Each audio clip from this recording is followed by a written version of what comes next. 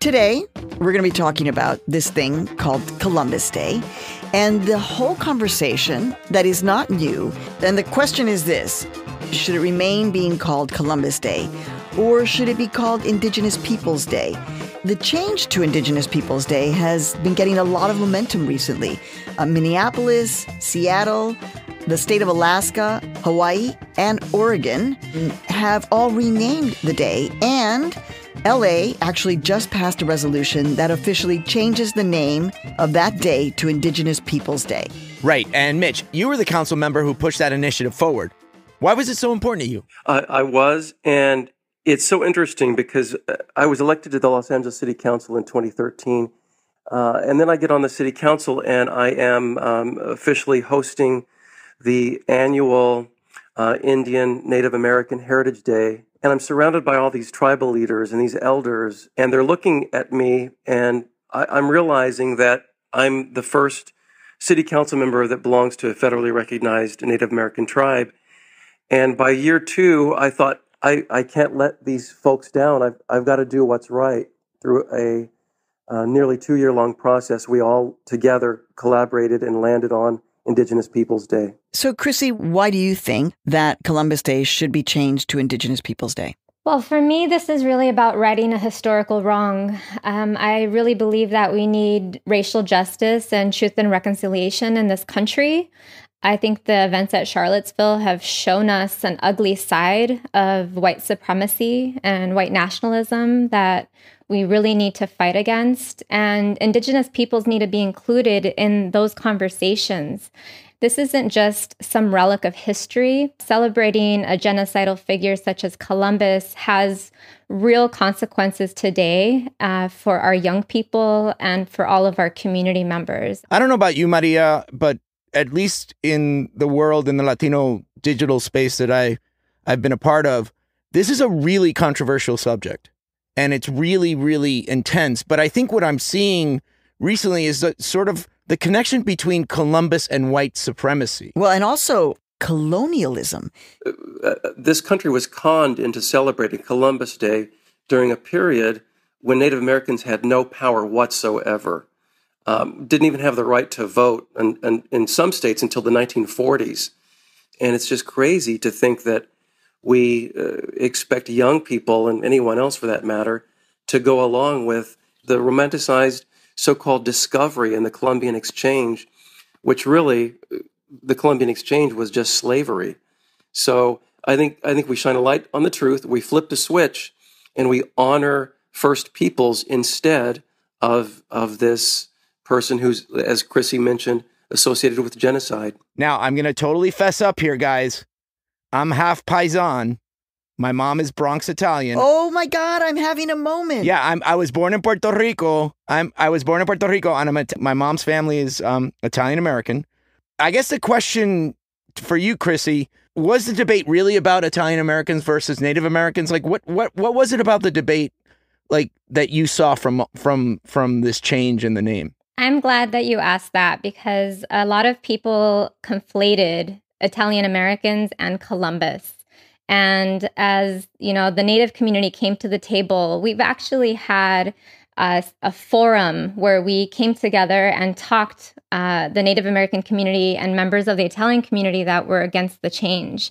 And honestly, after about 2.5 hours of conversation, which was very emotional on both sides, the majority of the Italian people in that room, we changed their hearts. Wow. They cared about Columbus Day because they cared about Italian people and Italian culture, and they wanted that celebrated, but that they recognized that this was not a good man, and they no longer wanted to be associated with him. Wow. There's actually a coalition of Italian American academic and leaders in Los Angeles and in some other parts of Southern California who are actually petitioning against Columbus Day as a federal holiday because they also don't believe that Columbus is a good representation of Italian American heritage and culture. So the idea that this was Native Americans against the Italian community is a complete misnomer. That did not happen. There were a few Italian American leaders that that were against the name change, but it wasn't the entire Italian American community. What's the big deal? We don't realize that at one point in this country, to be Catholic in this country, to be Italian Catholic, was to be persecuted. Right. This isn't about Catholicism, though. There's just no connection whatsoever with the man, Christopher Columbus, and Italian heritage. The country of Italy didn't even exist until, I think it was 1861, nearly 400 years later. So I think that the two are conflated by some.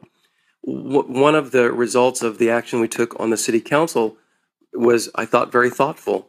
And that is because we know there's sensitivity toward to that date, we landed on October 12th as a day to recognize Italian American heritage, while, like I mentioned earlier, removing that stain on the administrative code. When you factor in the statistics that are dire in Native America, you have just off the charts early death, infant mortality,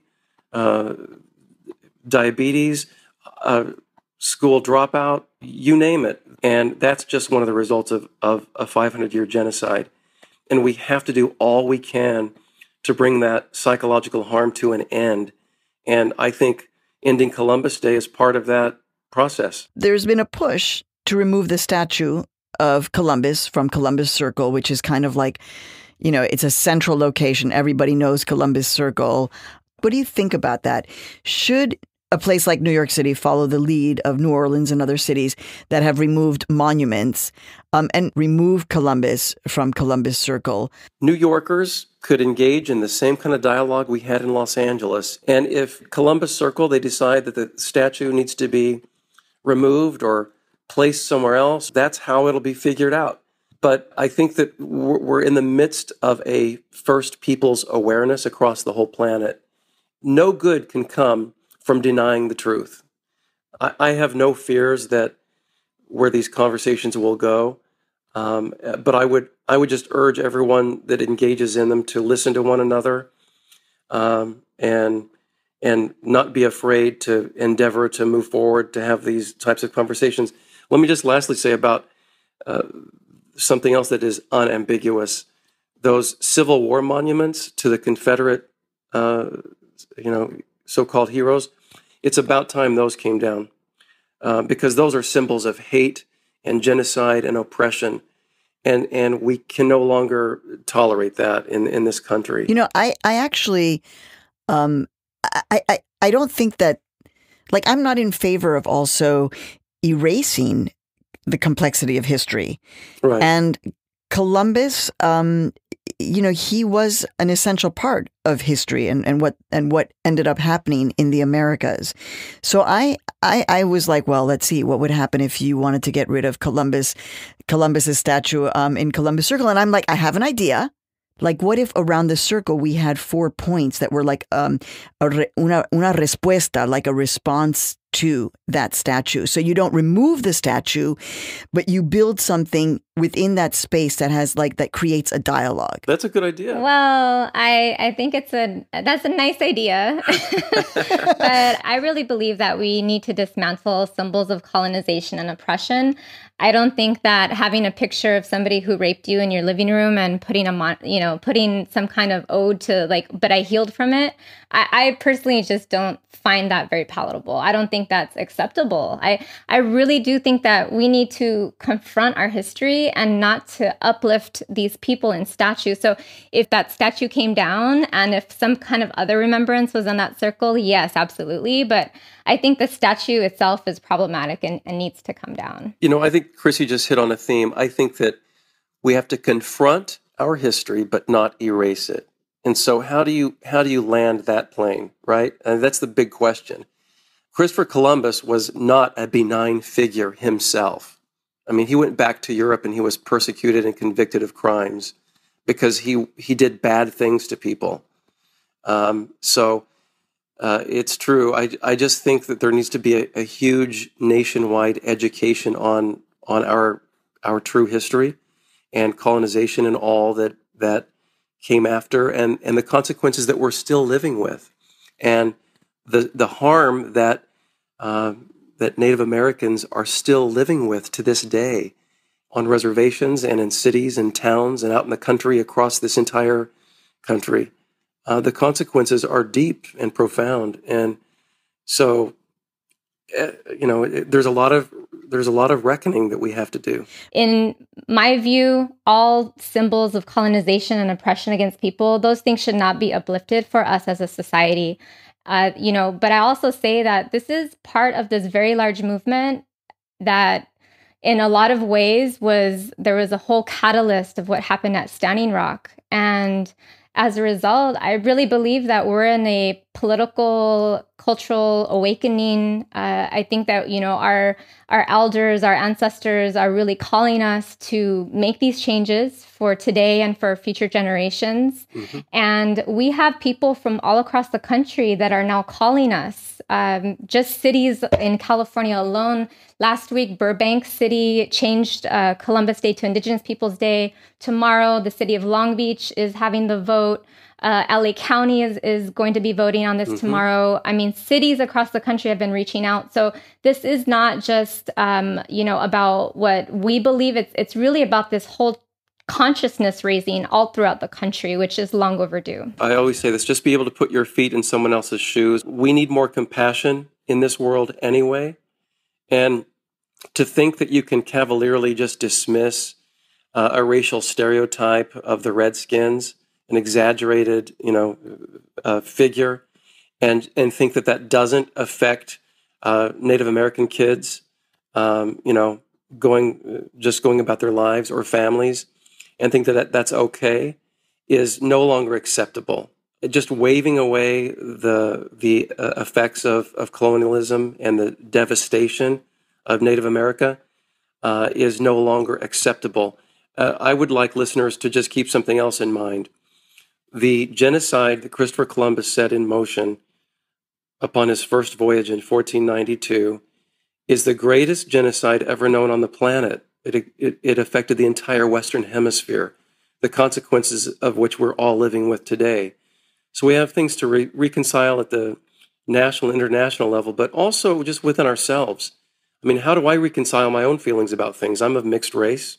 I'm mostly Irish, but I'm also patriotic. I love saying the Pledge of Allegiance and singing the national anthem. Everyone should be entitled to that privilege, and they're not, as long as we have institutionalized symbols that are racist and harmful psychologically. That's what we've got to address, because until we do, there's not a level playing field for everyone. And I think it's time to, as Chrissy mentioned, raise that consciousness, and we'll all be better off as a result.